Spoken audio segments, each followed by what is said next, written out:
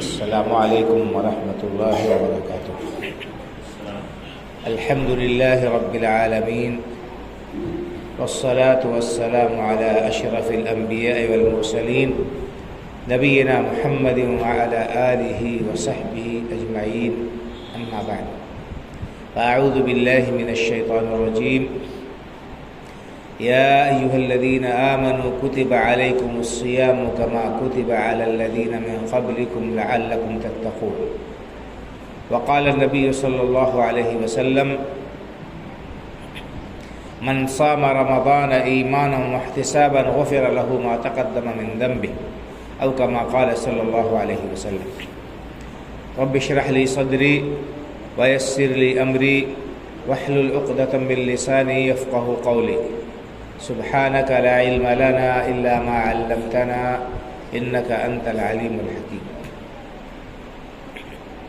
معزز بزرگوں، دینی بھائیوں، خواتین اسلام اور عزیز بچوں، چند دنوں کے بعد ہم ایک عظیم مہینے کا استقبال کرنے والے ہیں۔ ایک عظیم مہینہ ہمارے سروں پر سایہ فگن ہونے والا ہے۔ یہ کون سا مہینہ ہے؟ آپ کو اچھی طرح سے اس کا علم اور پتہ ہوگا۔ یہ رمضان المبارک کا مہینہ ہے۔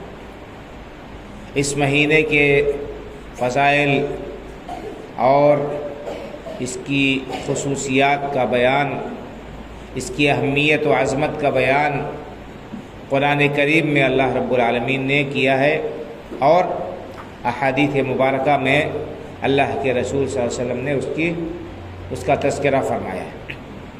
تو جس چیز کی اہمیت کو اور جس کی فضیلت کو اللہ رب العالمین نے بیان کیا ہو، اور اللہ کے رسول صلی اللہ علیہ وسلم نے جس کو واضح کیا ہو، اس کی عظمت کا، اس کی بڑائی کا کیا کہنا ہے؟ اس کے سلسلے میں ہمیں کوئی کلام ہو سکتا ہے؟ ہرگز نہیں ہو سکتا۔ تو ہمیں سب سے پہلے اللہ رب العالمین کا شکریہ ادا کرنا چاہیے کہ اس نے ایک بار پھر ہمیں رمضان المبارک کا مہینہ عطا فرمایا۔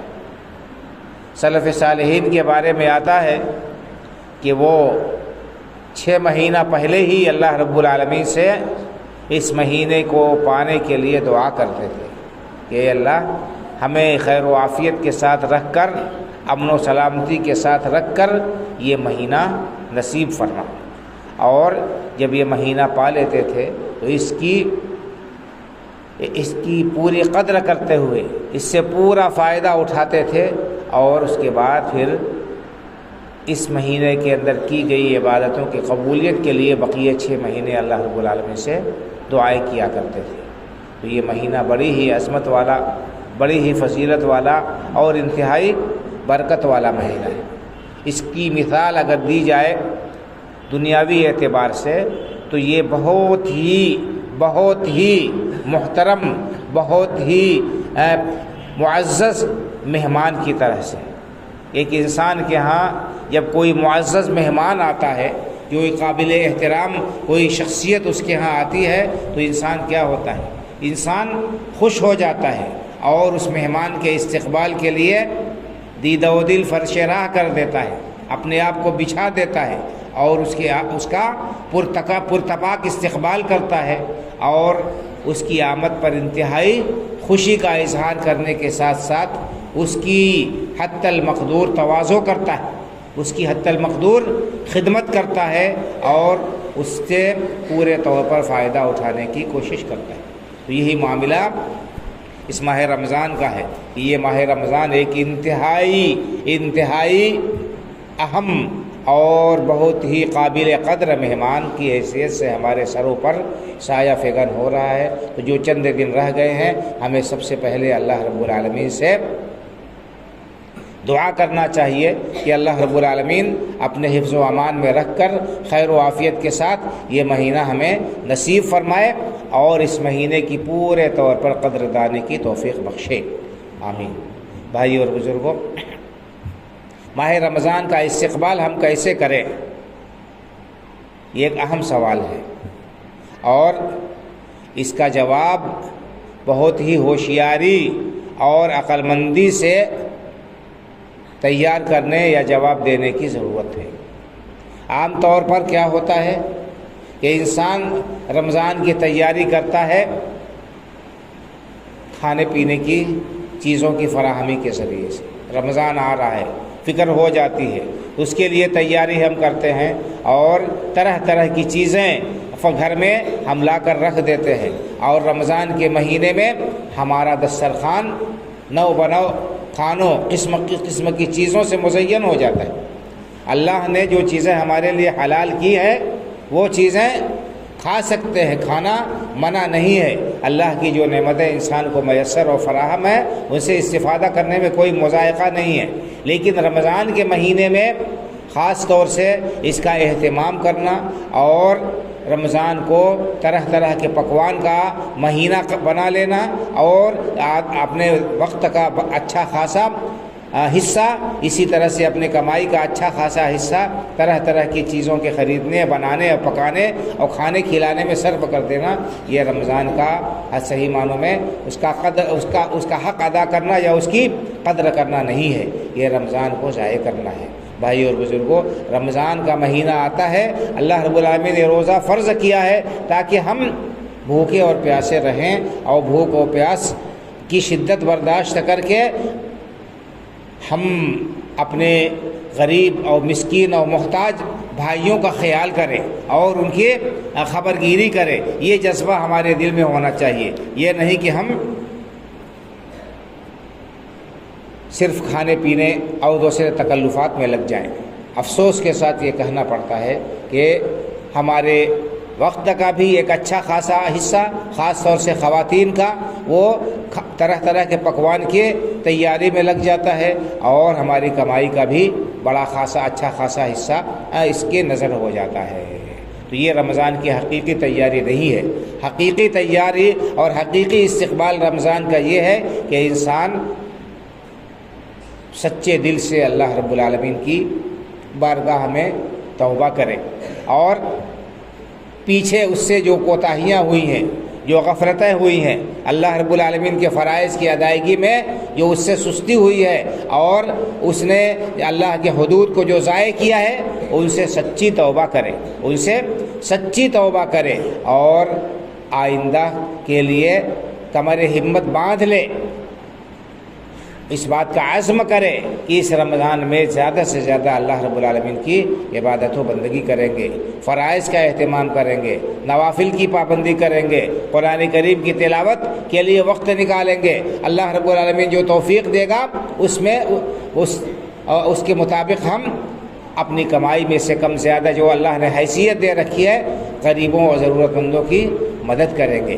یہ فرض زکوٰۃ کے علاوہ نفلی صدقات کا بھی اہتمام کرنا چاہیے۔ ہر آدمی صاحب نصاب نہیں ہوتا کہ اس کے اوپر زکوٰۃ فرض ہو، اور ایسا نہیں ہے کہ جس کے اوپر زکوٰۃ فرض ہے وہی اللہ کے راستے میں خرچ کرے۔ نہیں، اگر کوئی آدمی صاحب نصاب نہیں ہے اور روز کماتا ہے، روز کھاتا ہے، وہ بھی اس میں سے اللہ کے راستے میں کچھ نہ کچھ نکالے، خرچ کرے۔ اس سے کیا ہوگا؟ اس کے مال میں برکت ہوگی۔ اللہ کے رسول صلی اللہ علیہ وسلم کا فرمان ہے کہ ما نقص مال من صدقہ، کوئی بھی مال صدقہ کرنے سے کم نہیں ہوتا ہے۔ تو نفلی صدقے کا بھی اہتمام کرنا چاہیے، اور صرف رمضان ہی کے مہینے میں نہیں بلکہ رمضان کے علاوہ دوسرے دنوں میں بھی انسان کو یہ معمول بنانا چاہیے کہ اپنی حیثیت کے مطابق تھوڑا موڑا اللہ کے راستے میں دیتے رہنا چاہیے، خرچ کرتے رہنا چاہیے، اور اپنی مٹھی بند نہیں رکھنی چاہیے، اپنا ہاتھ بندھا ہوا نہیں رکھنا چاہیے۔ اللہ کے رسول صلی اللہ علیہ وسلم نے حضرت اسماء بنت ابی بکر صدیق رضی اللہ تعالی عنہ کو یہ بتایا تھا کہ لا تو کی فیو کا علیک، باندھ کر اور گن کر سینت کر پیسہ نہیں رکھو، اللہ نے جو تمہیں جو دیا ہے اسے اللہ کے راستے میں اس میں سے خرچ کرو، ورنہ اگر باندھ کر رکھو گے تو اللہ تعالیٰ کی طرف سے بھی بندش ہو جائے گی، اللہ تعالیٰ جو تمہیں دے رہا ہے وہ روک لے گا۔ تو مال خرچ کرنے سے اس میں کمی نہیں ہوتی، اللہ کے راستے میں خرچ کرنے سے، اور صدقہ کرنے سے مال کم نہیں ہوتا ہے بلکہ اس میں برکت ہوتی ہے، اس کی حفاظت ہوتی ہے۔ اللہ رب العالمین اس مال کو ضائع ہونے سے بچاتا ہے۔ اور مال روک لینا کیا ہے؟ اللہ کے راستے میں خرچ نہ کرنا، گویا کہ اللہ رب العالمین کے سلسلے میں بدظنی اور بدگمانی ہے کہ اللہ رب العالمین ہمیں نہیں دے گا، اللہ رب العالمین ہمیں عطا نہیں کرے گا، تو ایک طرح سے اللہ رب العالمین کے سلسلے میں بدگمانی پائی جاتی ہے۔ اس لیے انسان کو چاہیے کہ وہ اپنا دل کشادہ رکھے اور جس کی جیسی حیثیت ہو اس کے مطابق اللہ کے راستے میں خرچ کرے۔ تو بہرحال ہم رمضان کا استقبال کیسے کریں؟ رمضان کا استقبال کریں پچھلے گناہوں سے توبہ کے ذریعے سے، اور اس پر ندامت کا اظہار کر کے، اور آئندہ کے لیے نیت صحیح کر کے کہ ہم جو ہے اپنے آپ کو اب اللہ رب العالمین کی عبادات و بندگی میں لگائیں گے، اور غفلت جو ہوئی اس غفلت سے ہم باز رہیں گے۔ دوسری بات یہ ہے کہ رمضان کا ہم روزہ رکھیں تو خوش دلی کے ساتھ رکھیں۔ یہ روزہ یہ سمجھ کر ہم رکھیں کہ یہ اللہ رب العالمین کی طرف سے عائد کردہ فریضہ ہے اور ہمارے دین کا ایک حصہ ہے۔ یہ کوئی زور زبردستی والی بات نہیں ہے، یہ کوئی دیکھا دیکھے والی چیز نہیں ہے، رسمی اور رواجی چیز نہیں ہے کہ ہم لوگوں کی دیکھا دیکھی روزہ رکھ لیں یا کسی کے دباؤ میں آ کر، سماج اور معاشرے کے دباؤ میں آ کر روزہ رکھیں، نہیں، بلکہ انتہائی اخلاص کے ساتھ، اخلاص نیت کے ساتھ اللہ رب العالمین سے اجر و ثواب کی امید میں ہم روزہ رکھیں۔ اب میں نے آپ کے سامنے جو حدیث پڑھی ہے، متفق علیہ حدیث بخاری اور مسلم کی، اللہ کے رسول صلی اللہ علیہ وسلم نے اس حدیث پاک میں یہی بات بیان فرمائی ہے۔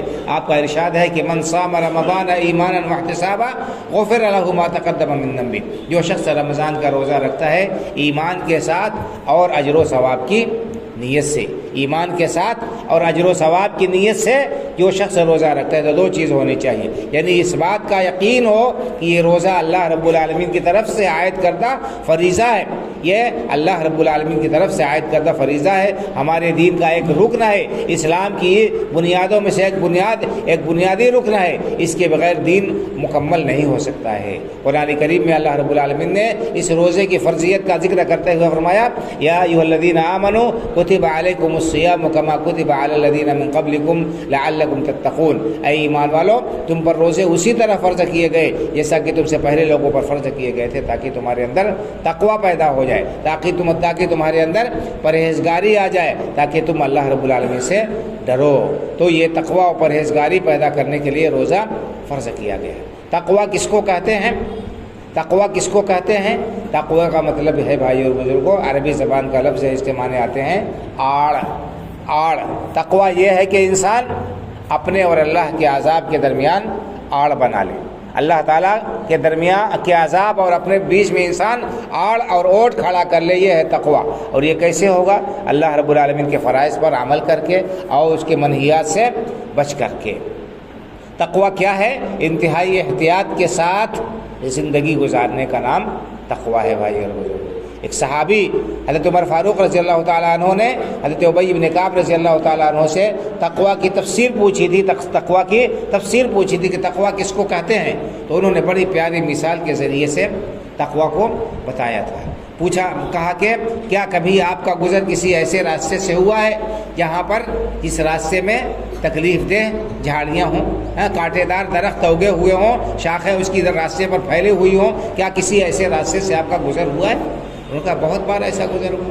دیہات کے لوگ اچھی طرح جانتے ہیں، کچے راستے، پگڈنڈیاں، ٹیڑھے میڑھے راستے، اور برسات میں بارش ہوتی ہے، بہت سارے جو ہے پودے ایسے اگاتے ہیں اور خاردار درخت نکل آتے ہیں۔ تو ایسی صورت میں کیا ہوتا ہے؟ انسان ان راستوں سے گزرتا ہے تو بہت بچ کر گزرتا ہے، تاکہ اس کے پیروں میں کانٹے نہ چبھ جائیں، تاکہ اس کے کپڑے ان کانٹوں میں الجھ نہ جائیں اور اسے زخم نہ آ جائے، اس کے کپڑے پھٹ نہ جائیں۔ تو انسان احتیاط کے ساتھ جو ہے اس راستے سے گزرتا ہے۔ تو کہا کہ ہاں ہمارا گزر ایسے راستے سے ہوا ہے جس پر خاردار شاخیں ہوں، کانٹے دار درخت ہوں، جس راستے پر پھیلے ہوئے ایسے راستے سے بہت بار گزر ہوا ہے۔ تو کہا کیا کرتے ہیں ایسی صورت میں؟ ایسے تکلیف دہ راستے سے، ابڑ کھبڑ راستے سے انسان گزرتا ہے تو کیا کرتا ہے؟ تو کہا کہ بہت سنبھل کر پھونک کر قدم رکھتے ہیں، پھونک کر قدم رکھتے ہیں۔ کہا کہ یہی تقوی ہے، یہی تقویٰ ہے کہ انسان زندگی کی شاہراہ میں قدم قدم اپنا جو اٹھاتا ہے تو وہ احتیاط کے ساتھ اٹھائے، یہ دیکھے کہ کہیں ایسا نہ ہو کہ کفر و شرک کے خاروں میں پھنس کر، کانٹوں میں پھنس کر اس کا ایمان ضائع ہو جائے، کہیں ایسا نہ ہو کہ شیطان اس کے دین کو نوچ لے، زخمی کر دے، کہیں ایسا نہ ہو کہ اللہ کی نافرمانی کا کوئی کام کر کے اللہ رب العالمین کے عذاب کا انسان مستحق ہو جائے۔ تو تقویٰ یہی ہے کہ انسان احتیاط کے ساتھ زندگی گزارنا سیکھ لے، زندگی گزارے، اللہ رب العالمین کے حرام کردہ چیزوں سے بچے، احتراز کرے، پرہیز کرے، اور جو چیزیں اللہ رب العالمین نے فرض قرار دی ہیں ان فرائض کی پابندی کرے، ان کا اہتمام کرے۔ تو یہ تقویٰ پیدا کرنے کے لیے اللہ رب العالمین نے روزہ ہمارے اوپر فرض کیا ہے۔ کتنی عظیم جو ہے اس کے اندر حکمت ہے روزے کی فرضیت میں، کہ ایک انسان کو سنبھل کر زندگی گزارنے کا طریقہ آ جائے، سلیقہ آ جائے، ایک مسلمان اور عملی طور پر برت کر دکھا دے کہ وہ اللہ رب العالمین کے حکم کا پابند ہے۔ ذرا سوچئے کہ روزہ ہماری کس طرح سے تربیت کرتا ہے، کس طرح سے یہ روزہ ہماری تربیت کرتا ہے اور ہماری اصلاح کرتا ہے، ہمارے حالات کو درست کرتا ہے۔ روزہ کس کا نام ہے؟ ہم اور آپ جانتے ہیں روزہ کس کو کہتے ہیں۔ روزہ نام ہے نیت کے ساتھ، یعنی اللہ رب العالمین کی رضامندی کے لیے اللہ کے حکم سے طلوع فجر سے لے کر، فجر کا وقت ہونے سے لے کر، صبح صادق سے لے کر غروب آفتاب تک کھانے پینے سے اور بیوی کے ساتھ تعلق قائم کرنے سے رک جانے کا نام روزہ ہے۔ شریعت کی اصطلاح میں روزہ کس کو کہتے ہیں؟ طلوع صبح صادق ہونے سے لے کر غروب آفتاب تک کھانے پینے کی چیزوں سے، اسی طرح سے بیوی کے ساتھ تعلق قائم کرنے سے رک جانا، یہ روزہ کہلاتا ہے۔ عام دنوں میں، عام حالات میں انسان کے لیے کھانا پینا حلال ہے، جب اس کی خواہش ہو، جب اس کو ضرورت ہو وہ کھا پی سکتا ہے، اور اسی طرح سے انسان شادی کرتا ہے تاکہ اپنی بیوی سے وہ اپنی خواہش پوری کر سکے۔ تو اللہ رب العالمین کے حکم سے، اس کی رضامندی کے لیے انسان جب حلال اور جائز چیزوں کو چھوڑتا ہے تو کیا اس کے بعد یہ بات معقول ہے کہ وہ حرام چیزوں کے قریب جائے؟ کیا یہ بات معقول ہے کہ انسان حلال چیزوں کو تو چھوڑ دے لیکن حرام چیزوں سے احتراز اور پرہیز نہ کرے؟ یہ انتہائی غیر معقول بات ہے۔ تو تقویٰ ہماری تربیت اس طرح کرتا ہے بھائی اور بزرگوں کہ ہم اللہ رب العالمین کے حکم کے تابع اپنے آپ کو بنا لیتے ہیں، اپنی خواہش کو، اپنی مرضی کو، اپنی چاہت کو، اپنی پسند کو اللہ کے حکم کے تابع کر دیتے ہیں۔ اسلام اسی کا نام ہے، اسلام اسی کا نام ہے کہ انسان اللہ کے حکم کے سامنے اپنا سر جھکا دے، جہاں اللہ کا حکم ہوا وہاں پر انسان سر تسلیم خم کر دے، اس سے ایک قدم بھی آگے نہ بڑھے۔ تو یہ تقویٰ سکھاتا ہے ہمیں روزہ۔ اسی طرح ہم اور آپ دیکھتے ہیں بھائی اور بزرگوں کہ ایک انسان کے پاس میں کیا ہوتا ہے، ہر چیز موجود ہوتی ہے، ہر چیز موجود ہوتی ہے، کھانے پینے کی تمام آسائش کی چیزیں اس کے پاس میں ہوتی ہیں، بھوک بھی لگی رہتی ہے، پیاس بھی لگی رہتی ہے، لیکن ہر انسان احتیاط کرتا ہے، ہر انسان احتیاط کرتا ہے۔ آذان کا وقت ہو گیا کہ نہیں ہو گیا، گھڑی دیکھتا رہتا ہے، ابھی 1 منٹ باقی ہے، 1 منٹ باقی ہے، آدھا منٹ باقی ہے، جب تک یقین نہیں ہو جاتا ہے کہ انسان کو کہ ہاں سورج ڈوب چکا ہے، دن ڈوب چکا ہے، رات شروع ہو گئی ہے، اس وقت تک انسان بھوک اور پیاس کی شدت برداشت کرتا ہے، ایک لقمہ اپنے حلق کے نیچے اتارنا وہ گوارا نہیں کرتا ہے، ایک قطرہ پانی کا وہ اپنے حلق کے نیچے اتارنا گوارا نہیں کرتا ہے۔ یہ احتیاط ہے، حلال چیز کے سلسلے میں یہ احتیاط ہے۔ پھر ہم حرام سے احتراز نہ کریں، حرام سے پرہیز نہ کریں، یہ بالکل غیر معقول بات ہے، یہ کتنی مضحکہ خیز بات ہے۔ لیکن افسوس کے ساتھ یہ کہنا پڑتا ہے کہ بہت سے لوگ اس چیز کا احساس نہیں رکھتے ہیں، دن بھر اللہ کی حرام کی ہوئی چیز سے اللہ کی حلال کی ہوئی چیز سے رکے رہتے ہیں، جائز اور حلال چیز کے کھانے پینے سے رکے رہتے ہیں، اور روزہ افطار کرتے ہیں تو اس کے بعد ہی سے حرام چیز شروع کر دیتے ہیں، حرام چیزوں کا ارتکاب شروع کر دیتے ہیں۔ بھائی اور بزرگوں، نشہ آور چیزیں، یہ تمباکو، یہ گٹکا اور اس قسم کی چیزیں، یہ سب چیز کیا ہے؟ یہ سب محرمات میں داخل ہے۔ ہر مسکر، ہر نشہ آور چیز اور مفتر یہ حرام ہے، ہم اس کا جو ہے احتیاط نہیں کرتے ہیں۔ بہت سے لوگ ہیں اذان ہوتی ہے افطار کرتے ہیں گھر سے نکلتے ہیں بیڑی اور سگریٹ ہاتھ میں ہوتا ہے, مسجد تک آتے ہیں تو بیڑی پیتے ہوئے آتے ہیں, سگریٹ پیتے ہوئے آتے ہیں. یہ رمضان کا مہینہ بہت ہی عظیم مہینہ ہے. اس مہینے میں ہم اپنی خراب عادتوں سے چھٹکارا حاصل کر سکتے ہیں. یہ بہترین موقع ہے کہ ایک مسلمان اس بات کا بالکل یعنی عزم کرتا ہے, بلکہ اس کا مظاہرہ کرتا ہے عملی طور پر کہ وہ اللہ رب العالمین کے لیے بڑی سے بڑی چیز چھوڑ سکتا ہے, پسندیدہ سے پسندیدہ چیز کو چھوڑ سکتا ہے. تو جب اللہ کے لیے حلال چیز ہم چھوڑتے ہیں, ایک مہینے مشق کرتے ہیں, تو بھائی اور بزرگوں ضروری ہے کہ ہم حرام چیزوں سے اور خراب جو عادتیں ہیں ان عادتوں سے اپنے آپ کو بچا لیں. اس مہینے میں دور ہو جائیں ان تمام خراب چیزوں سے, ان تمام ناجائز اور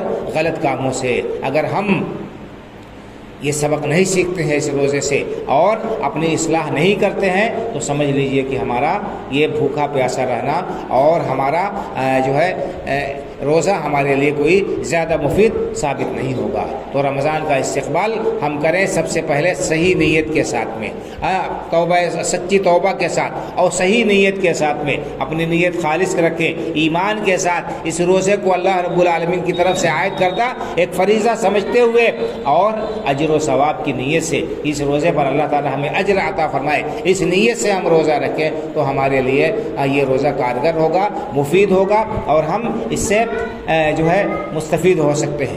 اور اگر ہماری نیت صحیح نہیں رہی اور ہم نے کسی دباؤ میں روزہ رکھا یا لوگوں کی دیکھا دیکھی روزہ رکھا تو پھر روزے کا جو اجر و ثواب ہے وہ ہمیں حاصل نہیں ہو سکتا ہے. روزے کا جو اجر و ثواب ہے وہ ہمیں حاصل نہیں ہو سکتا ہے.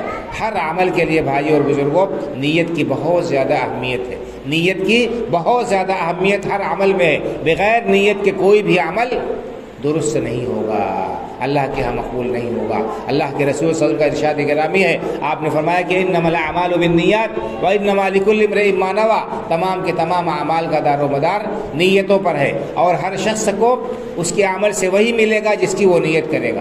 جس نیت سے انسان روزہ رکھے گا اسی کے مطابق اسے جزا اور سزا ملے گی. تو ہر عبادت کے لیے نیت ضروری ہے. آپ کوئی بھی عبادت کر رہے ہیں تو نیت ضروری ہے. نماز پڑھ رہے ہیں, روزہ رکھ رہے ہیں اور اللہ کے راستے میں مال خرچ کر رہے ہیں, نیت کی اصلاح ضروری ہے. حسن نیت سے اللہ رب العالمین کی رضامندی کے حصول کے لیے وہ عمل کرے تو تبھی عمل مقبول ہوگا. اور نیت کا معاملہ یہ ہے کہ نیت دل کے ارادے کا نام ہے. نیت دل کے ارادے کا نام ہے بھائی اور بزرگوں. زبان سے کسی بھی عبادت میں نیت ثابت نہیں ہے. ہمارے یہاں جو چلن ہے نمازوں کے لیے نیت کرتے ہیں زبان سے, اسی طرح سے روزے کے لیے ان کا کوئی ثبوت کسی صحیح حدیث سے کسی دلیل سے نہیں ہے. نماز ہی کے سلسلے میں آپ دیکھ لیجئے کہ انسان تھوڑا سا اگر غور کرے اپنے ذہن کو لگائے تو خود اس کے لیے مسئلہ واضح ہو جائے گا. نماز میں اذان ہوتی ہے عربی زبان میں, حدیث میں آیا ہے. اقامت کے الفاظ حدیث میں آئے ہیں. اسی طرح سے نماز شروع کرتا ہے تکبیر تحریمہ سے سلام پھیرنے تک تمام اذکار کب کیا پڑھے جائیں گے سب حدیث میں آئے ہیں, سب عربی میں ہیں. اور نماز سے پہلے ہم نیت اردو میں کرتے ہیں. کہاں سے؟ اسی سے پتہ چلتا ہے کہ یہ گڑی ہوئی چیز ہے. یہ جو نیت ہم کرتے ہیں, میں نیت کرتا ہوں فرض نماز کی اور 2 رکعت یا 4 رکعت فلاں امام کے پیچھے, زبان سے نیت جو انسان کرتا ہے کیا ہے؟ یہ گھڑی ہوئی چیز ہے, من غلط چیز ہے. 1400 سال پہلے کیا اردو زبان پائی جاتی تھی؟ یہ زبان ہندوستان کی بنائی ہوئی زبان ہے. تو نیت دل کے ارادے کا نام ہے بھائی اردو. نیت دل کے ارادے کا نام ہے. ہم جب بھی نماز پڑھیں تو نیت دل میں کریں کہ ہم ظہر کی نماز پڑھ رہے ہیں, کہ عصر کی پڑھ رہے ہیں, کہ مغرب کی پڑھ رہے ہیں, کہ عشاء کی پڑھ رہے ہیں, کہ فجر کی پڑھ رہے ہیں, سنت پڑھ رہے ہیں, کہ فرض پڑھ رہے ہیں. یہ نیت دل میں ہونی چاہیے, زبان سے نیت درست نہیں ہے. یہی معاملہ روزے کا بھی ہے بھائی اور بزرگوں. روزے کے لیے بھی نیت ضروری ہے. حدیث میں آتا ہے اللہ کے رسول صلی اللہ علیہ وسلم نے ارشاد فرمایا کہ من لم یبیت الصیام فلا صیام له, جو آدمی فجر سے پہلے نیت نہ کر لے اس کا روزہ ہی نہیں ہوگا. تو نیت روزے کے لیے بھی ضروری ہے, لیکن یہ نیت زبان سے نہیں بلکہ دل سے ہوگی, عملی طور پر ہو. اور بلکہ علماء نے یہاں تک لکھا ہے کہ انسان سحری کے لیے جاگتا ہے, بیدار ہوتا ہے, اس کا مطلب یہ ہے کہ اس کی نیت روزہ رکھنے کی ہے. تو سحری کرنا یہ خود عملی نیت ہے روزہ رکھنے کی. دل میں انسان نے سوچ لیا روزہ کی کا ارادہ کر لیا کہ ہمیں کل روزہ رکھنا ہے، ہو گیا۔ جو دعائیں لوگ لکھتے ہیں یا پڑھتے ہیں اشتہارات میں اور رمضان کے پوسٹر وغیرہ میں لکھی رہتی ہے، بہت ساری پوسٹروں میں بصوم غد نویت من شہر رمضان، یہ من گھڑت دعا ہے، اس کا کوئی ثبوت کسی صحیح دلیل سے نہیں ہے۔ اس لیے ہمیں چاہیے کہ ہم رمضان سے پہلے مسائل کو بھی ہم جانیں۔ بہت سارے مسائل ایسے ہیں رمضان کے تعلق سے جن کے سلسلے میں لوگ خلفشار کا اور انتشار کا شکار رہتے ہیں، ان مسائل کو بھی جاننا چاہیے۔ رمضان کا استقبال، اس میں ایک چیز یہ بھی داخل ہے کہ ہم روزے کے متعلق جو ضروری اور اہم مسائل ہیں ان کو ہم جانیں۔ ان میں سے ایک چیز میں نے بتا دی رمضان کے سلسلے میں کہ اب ہم اس مہینے کا استقبال خوش دلی سے کریں، اللہ رب العالمین کی رضامندی کے لیے روزہ رکھیں، اور روزے کی نیت ہم فجر سے پہلے کر لیں، اور نیت دل کے ارادے کا نام ہے، زبان سے نیت کی کوئی دلیل نہیں ملتی ہے۔ اسی طرح سے بھائی اور بزرگوں ایک چیز اور بھی ہے، بہت ساری جگہوں پر لوگ 30 تاریخ کو احتیاطی روزہ رکھتے ہیں۔ اگر 29 شعبان کو چاند نظر نہیں آیا، رویت کی خبر نہیں ملی، تو بہت سے لوگ 30 شعبان کو احتیاطی روزہ رکھتے ہیں اور کہتے ہیں کہ اگر چاند کی خبر آ گئی تو کیا ہے، یہ ہمارا فرض روزہ ہو جائے گا، ورنہ نفلی روزہ ہو جائے گا۔ یہ بھی بے اصل ہے، بل بے اصل ہی نہیں، یہ گناہ ہے، نافرمانی ہے اللہ کے رسول ان کے صحابی کہتے ہیں کہ جس شخص نے شک والے دن کا روزہ رکھا اس نے ابو القاسم صلی اللہ علیہ وسلم کی نافرمانی کی۔ اس لیے اور حدیث میں آئے کہ رمضان سے پہلے 1 دن 2 دن پہلے انسان روزہ نہ رکھے۔ ہاں کسی شخص کی عادت تھی، وہ روزہ رکھتا تھا خاص دنوں میں، اور وہ دن پڑ گئے تو روزہ رکھ سکتا ہے۔ مثلا دوشنبہ کو اور جمعرات کو روزہ رکھنا یہ سنت ہے، نبی صلی اللہ علیہ وسلم جو رکھتے تھے دوشنبہ کو روزہ، جمعرات کو روزہ رکھتے تھے۔ اگر رمضان سے پہلے والا دن یعنی 30 تاریخ شعبان کی دوشنبہ پڑ گیا اتفاق سے، یا جمعرات پڑ گیا، انسان پہلے سے روزہ رکھتا آیا ہے، تو وہ جمعرات ہونے کی حیثیت سے یا دوشنبہ ہونے کی حیثیت سے اس دن روزہ رکھ لے تو کوئی حرج نہیں ہے۔ لیکن یہ 1 دن پہلے احتیاطاً روزہ رکھے 30 شعبان کو، تو یہ اللہ کے رسول کی مخالفت ہے، یہ درست نہیں ہے۔ اس لیے ہمیں چاہیے کہ ہم اس طرح سے احتیاط کے نام پر روزہ نہ رکھیں۔ حدیث میں آیا ہے کہ صوموا لرؤیتہ وافطروا لرؤیتہ، چاند دیکھ کر روزہ رکھنا شروع کرو، چاند دیکھ کر روزہ چھوڑو۔ تو جب چاند 29 تاریخ کا متحقق ہو جائے، خبر یقینی مل جائے کہ ہاں چاند ہو گیا ہے، تو پھر اگلے دن ہم روزہ رکھیں گے۔ اور اگر نہیں خبر ملی، رویت کی خبر نہیں ملی، تو حدیث میں آیا کہ فَإِنْ غُمَّ عَلَيْكُمْ فَأَكْمِلُوا عِدَّةَ شَعْبَانَ 30، اگر تمہیں یعنی 29 تاریخ کو رویت نہیں ہوئی، چاند نہیں نکلا، کوئی خبر نہیں ملی، تو شعبان کے مہینے کی گنتی 30 دن کی پوری کرو۔ یہی معاملہ رمضان کا بھی ہے کہ 29 رمضان کو اگر چاند نظر آ جاتا ہے تب تو اگلے دن عید منائی جائے گی، اور اگر چاند نظر نہیں آتا ہے تو 30 روزہ پورا کیا جائے گا۔ تو بہرحال رمضان سے پہلے 1 دن احتیاطی روزہ رکھنا یہ حدیث کے خلاف ہے، اللہ کے رسول صلی اللہ علیہ وسلم نے اس سے منع فرمایا ہے، اس لیے اس سے احتراز کرنا، پرہیز کرنا لازمی اور ضروری ہے۔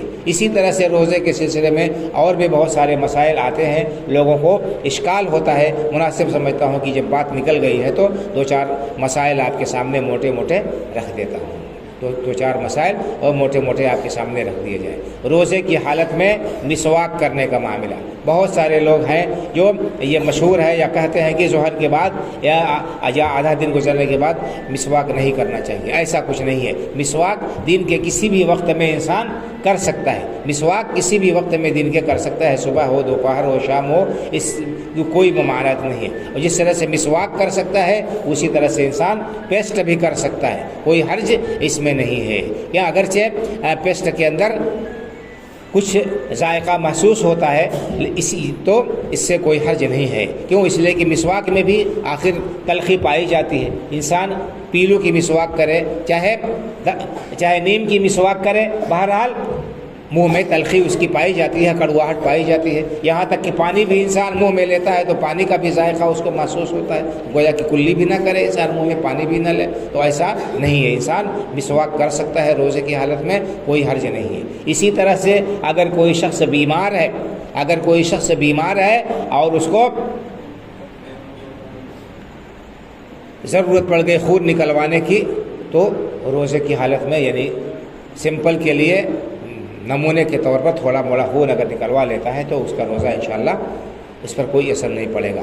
اسی طرح سے غذا کے لیے انجیکشن نہ لے، جو انجیکشن طاقت پہنچانے والا ہے، غذا والا ہے، مغذی ہے، مقوی ہے، وہ اگر انجیکشن انسان لے گا تو روزہ ٹوٹ جائے گا، لیکن دوا کے طور پر اگر انجیکشن انسان لیتا ہے تو اس کا روزہ نہیں ٹوٹے گا، اس کا روزہ باقی رہے گا۔ کیوں؟ اس لیے کہ یہ انجیکشن جو دیا جاتا ہے دوا کے طور پر، یہ غذا کا کام نہیں دیتا ہے، نہ انسان کے معدے میں وہ پہنچتا ہے، نہ اس سے قوت اور طاقت حاصل ہوتی ہے۔ اسی طرح سے اگر انسان کی آنکھ خراب ہو گئی مثال کے طور پر، اس کو آنکھ میں دوا ڈالنی پڑے تو آنکھ میں دوا ڈال سکتا ہے، خوشبو لگا سکتا ہے، خوشبو سونکھ سکتا ہے، تیل لگا سکتا ہے، سر پر جو ہے گیلا کپڑا رکھ سکتا ہے گرمی کا اگر زمانہ ہو تو، یہ سارے کام جائز ہیں، اس میں کوئی حرج نہیں ہے۔ اسی طرح سے اگر کسی شخص کو غسل کی حاجت پڑ گئی، کسی شخص کو غسل کی حاجت پڑ گئی اور صبح صادق سے پہلے غسل نہیں کر سکا تو اس کا روزہ درست ہو جائے گا۔ صبح صادق ہونے کے بعد، اذان کے بعد انسان غسل کر لے اور اس کے بعد نماز کے لیے جائے۔ صبح صادق تک اگر انسان غسل نہیں کر سکا، اذان ہو گئی، اس کے روزے پہ کوئی فرق نہیں پڑے گا۔ اور اسی طرح سے عورتیں ہوتی ہیں، اگر ان کو پاکی حاصل ہو گئی رات میں، اگلے دن وہ روزہ رکھیں گی، اور غسل اگرچہ فجر سے پہلے نہیں کر سکی لیکن اگر پاکی حاصل ہو گئی ان کو تو وہ روزہ رکھیں گی، اس دن کا روزہ رکھنا ان کے لیے ضروری ہوگا۔ غسل وہ اگرچہ فجر کے بعد وہ کرے، یعنی فجر کا وقت ہونے کے بعد کرے، لیکن جو ہے روزہ رکھنا ضروری ہے۔ اسی طرح سے اگر سحری کا مسئلہ ہے، سحری بہت موقت چیز ہے، اللہ کے رسول صلی اللہ علیہ وسلم نے سحری کرنے کا حکم دیا ہے، اس کی تاکید بیان فرمائی ہے اور فرمایا کہ تسحروا فإن فی السحور برکہ، سحری کرو کیونکہ سحری کے اندر برکت ہوتی ہے۔ اسی طرح آپ نے فرمایا کہ ہمارے اور یہود کے درمیان فرق کیا ہے؟ سحری کرنے کا ہے۔ لیکن اگر کوئی شخص سحری نہیں کر سکا، اس کی آنکھ نہیں کھلی، آنکھ کھلی تو اذان ہو چکی تھی یا دیر ہو چکی تھی، سحری کا وقت نہیں رہا، تو بھی وہ آدمی روزہ رکھے گا، وہ آدمی روزہ رکھے گا۔ سحری نہ کرنے کی وجہ سے روزہ نہ رکھے، روزہ چھوڑ دے، اس کی اجازت نہیں ہے، اس کی اجازت نہیں ہے۔ سحری اگر نہیں کر سکا انسان پھر بھی وہ روزہ رکھے گا۔ سحری آخری وقت میں انسان کو کرنا چاہیے، اگرچہ وہ چند کھجوریں ہی کھا لے، چند گھونٹ پانی ہی پی لے، تھوڑا موڑا حصہ ہی بھر پیٹ نہ کھائے تو بھی کوئی حرج نہیں، لیکن اس کا اہتمام کرنا چاہیے۔ اسی طرح سے اور بھی بہت سارے مسائل ہیں رمضان کے تعلق سے۔ رمضان کا استقبال کرنے میں یہ بھی داخل ہے کہ انسان کیا کرے، انسان ان مسائل کو جانے اور سیکھے اور اہل علم سے استفسار کرے۔ اگر کوئی مسئلہ درپیش ہے اس کو تو وہ اہل علم سے استفسار کرے، ان سے پوچھے کہ ہمارے ساتھ یہ معاملہ درپیش ہے، اس سلسلے میں کیا حکم ہے۔ اللہ رب العالمین نے قرآن کریم میں ارشاد فرمایا فَاسْأَلُوا أَهْلَ الذِّكْرِ إِن كُنتُمْ لَا تَعْلَمُونَ، تمہیں اگر علم نہیں ہے تو اہل علم سے پوچھ لو، اہل علم سے استفسار کر لو۔ تو یہ رمضان کا استقبال ہے کہ ہم اس کی تیاری کریں اور اس کے جو مسائل ہیں ان مسائل کو ہم سیکھیں، اہل علم سے رجوع کریں، ان سے رابطہ کر کے ان سے مسائل کو حل کرنے کی کوشش کریں۔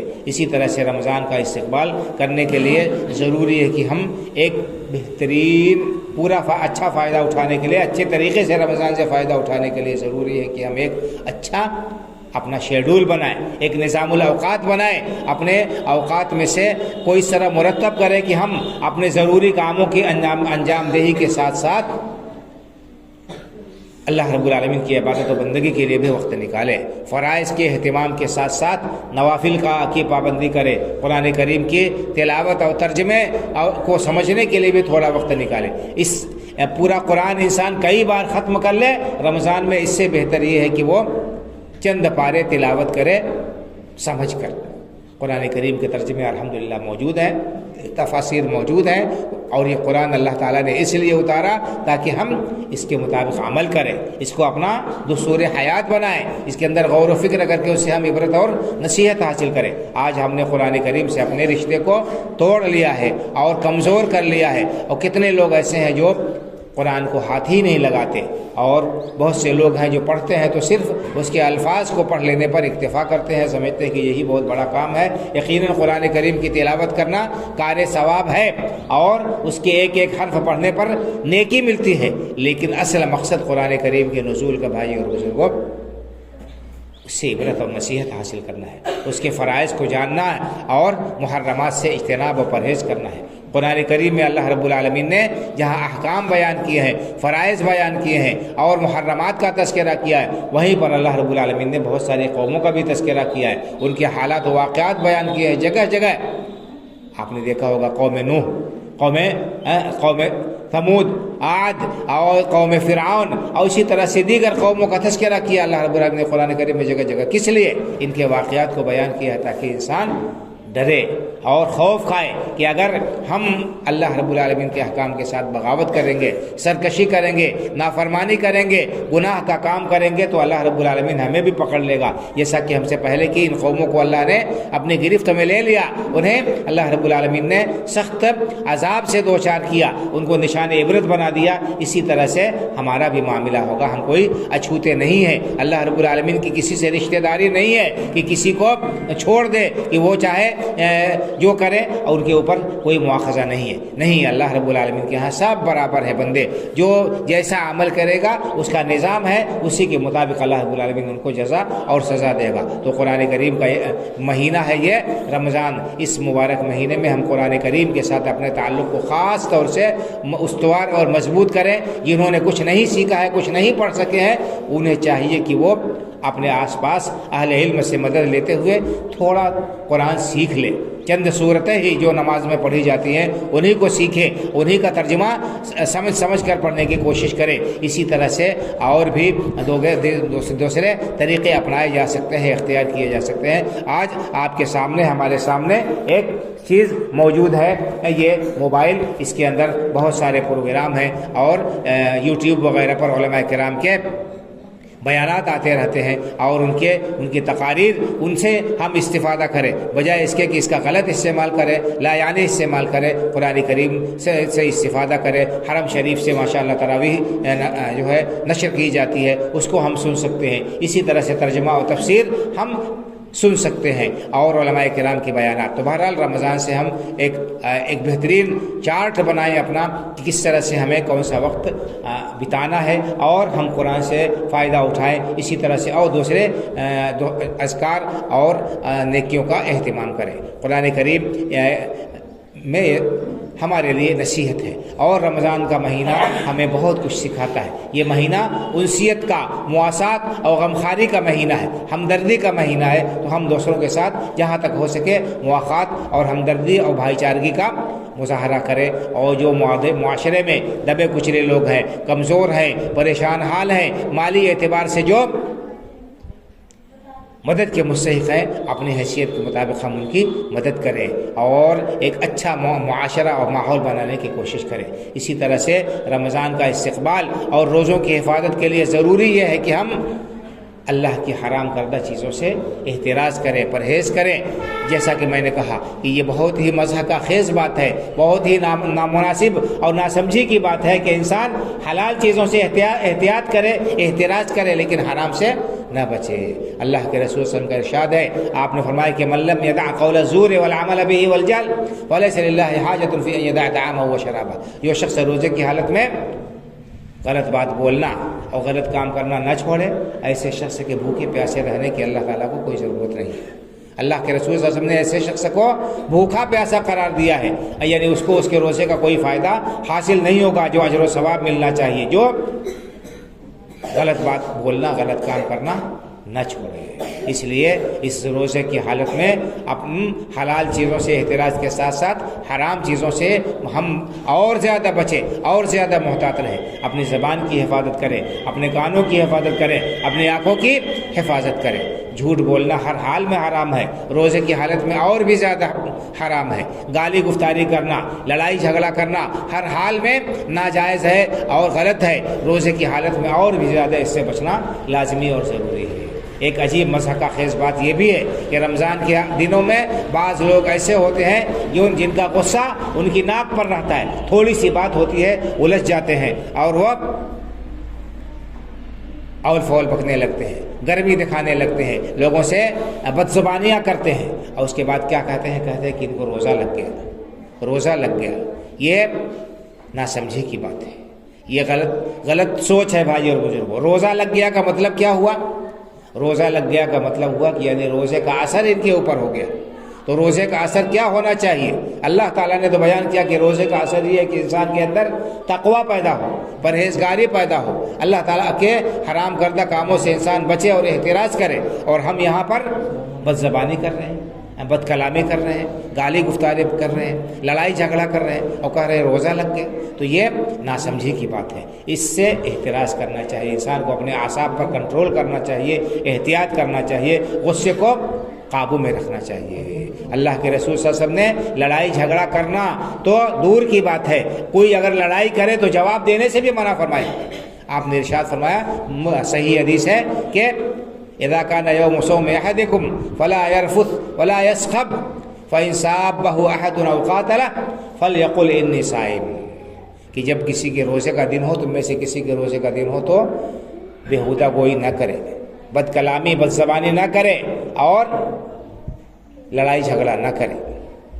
اگر کوئی تمہیں گالی دیتا ہے، اگر کوئی گالی دے تو کیا کہے؟ جواب میں کہہ دے انی صائم، میں روزے سے ہوں. بھائی میں روزے سے ہوں، کہ میں اپنی زبان خراب نہیں کروں گا. یہ اللہ کے رسول صلی اللہ علیہ وسلم کی تعلیم اور تلقین ہے کہ روزے کی حالت میں زبان کی حفاظت کی جائے، بچا جائے اور احتراز کیا جائے، لڑائی جھگڑے سے گریز کرے انسان. اور یہاں پر معاملہ اس کے برعکس آتا ہے اور اس کے بعد کہا جاتا ہے کہ ہم روزے سے ہیں، روزہ لگ گیا ہے. تو یہ بہت ہی نادانی کی بات ہے، یہ نامناسب بات ہے، اس سے احتراز کرنا چاہیے. یہ چند باتیں تھیں جو میں نے مناسب سمجھا کہ رمضان کے آمد سے پہلے اس کو آپ کے سامنے رکھ دوں. سب سے پہلے تو یہ کہ ہم اللہ رب العالمین کا ایسے دعا کریں کہ جو چند دن بچے کھچے ہیں ان دنوں کو اللہ تعالی حفاظت کے ساتھ رکھتے ہوئے ہمیں یہ رمضان کا مہینہ نصیب فرمائے. کسی کو پتہ نہیں کہ اس کی موت کب آ جائے گی اور کب اسے کہاں سے اللہ رب العالمین کی طرف سے کب بلاوا آ جائے.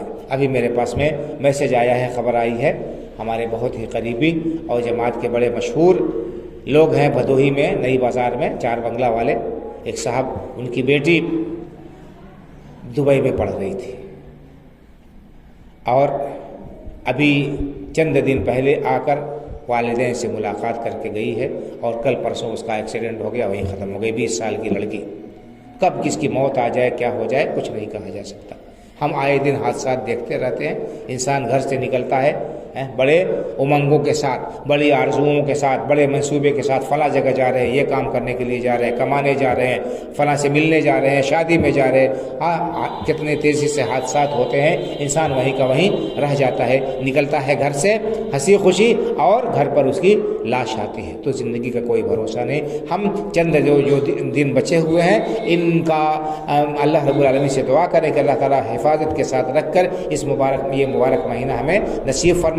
پھر اس مہینے کی آمد پر ہم خوشی کا جو ہے اظہار کریں اور اس روزے کو اللہ رب العالمین کا انعام سمجھیں اور انتہائی اجر و ثواب کی نیت سے، اخلاص کے ساتھ، انتہائی اخلاص کے ساتھ ہم یہ روزہ رکھیں. اور اسی طرح سے روزے کی حالت میں فرائض کا اہتمام کریں، نوافل کی پابندی کریں، اللہ رب العالمین کے حرام کردہ چیزوں سے احتراز اور پرہیز کریں. ایک اچھا خوشگوار معاشرہ بنائیں جہاں پر ایک دینی ماحول ہو، جہاں پر لوگ ایک روحانیت محسوس کریں، لوگوں کی زبانوں پر تسبیح و تحلیل ہو، توبہ و استغفار ہو، دعا ہو. اسی طرح سے ایک دوسرے کے ساتھ ہمدردی و غمخواری ہو اور ایک دوسرے کی مدد اور تعاون ہو. اس طرح سے ایک بہترین معاشرہ اور ماحول ہم بنانے کی کوشش کریں. اللہ رب العالمین سے دعا ہے کہ اللہ تعالیٰ ہمیں یہ مبارک مہینہ نصیب فرمائے، اس کے فضائل و برکات سے مستفید ہونے کی توفیق عطا فرمائے. ان خوش نصیبوں میں سے بنائے جنہیں یہ مہینہ ملتا ہے تو اللہ رب العالمین کی فضل و کرم سے جنت ان کے لیے واجب ہو جاتی ہے. اللہ تعالیٰ ہم نے ان خوش نصیب لوگوں میں سے بنائے جن کو اس مہینے میں جہنم سے آزادی کا پروانہ مل جاتا ہے. اسلام پر اللہ تعالیٰ زندہ رکھے، ایمان پر ہمارا خاتمہ فرمائے. آمین. وآخر دعوانا الحمدللہ رب العالمین وصلی اللہ علی نبینا محمد وعلی آلہ وصحبہ اجمعین. السلام علیکم ورحمۃ اللہ وبرکاتہ.